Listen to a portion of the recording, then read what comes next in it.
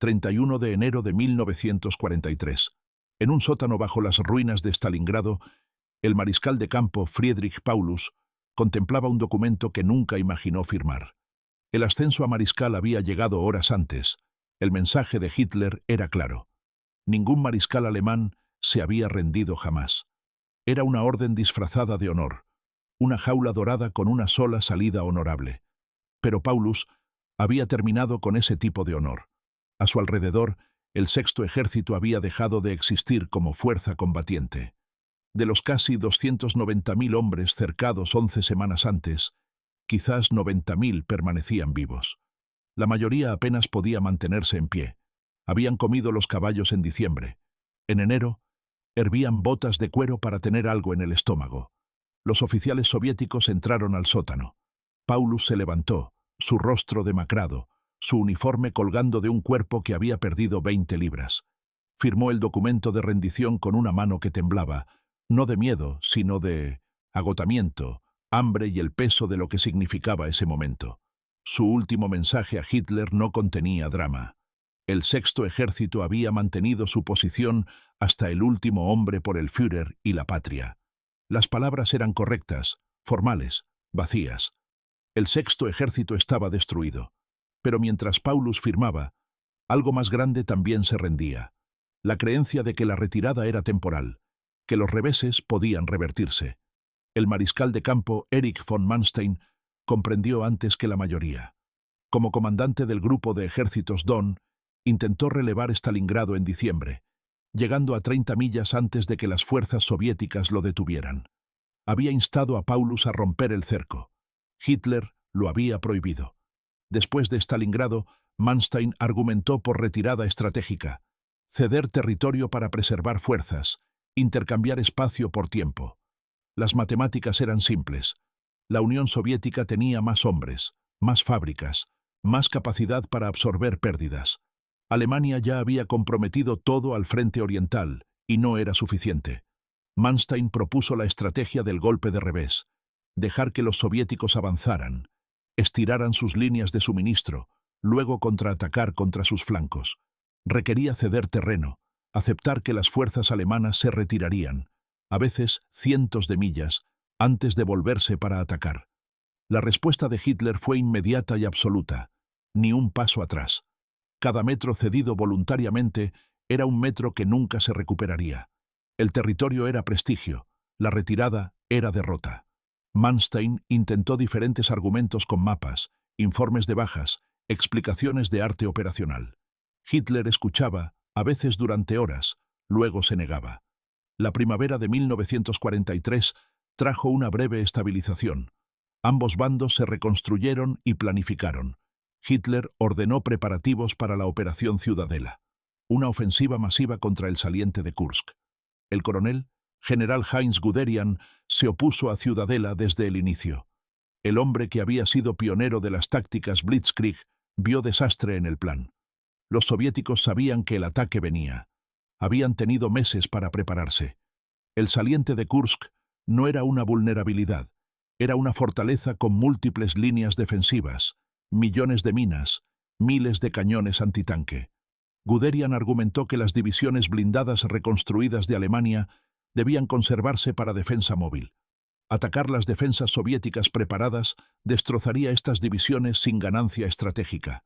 Incluso si Ciudadela triunfaba tácticamente, ¿y qué?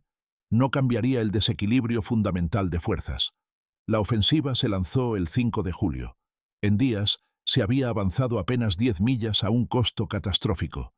Hitler la canceló el 13 de julio. Aproximadamente 200.000 bajas alemanas, cientos de tanques destruidos. ¿Y para qué? El saliente de Kursk aún existía. Las fuerzas soviéticas ya contraatacaban. La iniciativa en el frente oriental se había ido permanentemente. A través de 1943 y 1944, el patrón se repitió en cada sector. Las ofensivas soviéticas rompían las líneas alemanas. Los comandantes locales solicitaban permiso para retirarse a mejores posiciones defensivas. Hitler se negaba. Las posiciones eran conquistadas, las fuerzas destruidas. El frente colapsaba más lejos de lo que cualquier retirada planificada habría cedido. El mariscal de campo Erwin Rommel observaba este patrón desde el oeste. En 1944 comandaba el grupo de ejércitos B en Francia, preparándose para la invasión aliada.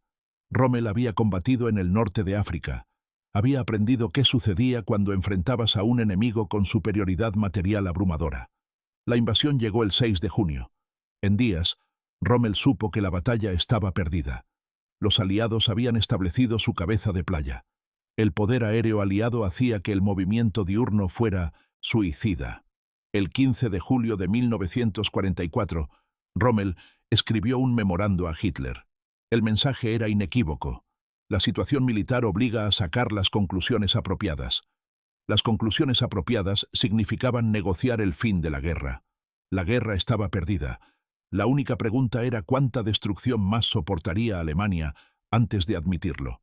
Hitler relevó a Rommel del comando. 3 días después del memorando de Rommel, la Unión Soviética lanzó la Operación Bagration contra el grupo de ejércitos centro en Bielorrusia. Era Stalingrado multiplicado por 10. Las fuerzas soviéticas destrozaron el frente alemán en las primeras horas. Divisiones enteras dejaron de existir.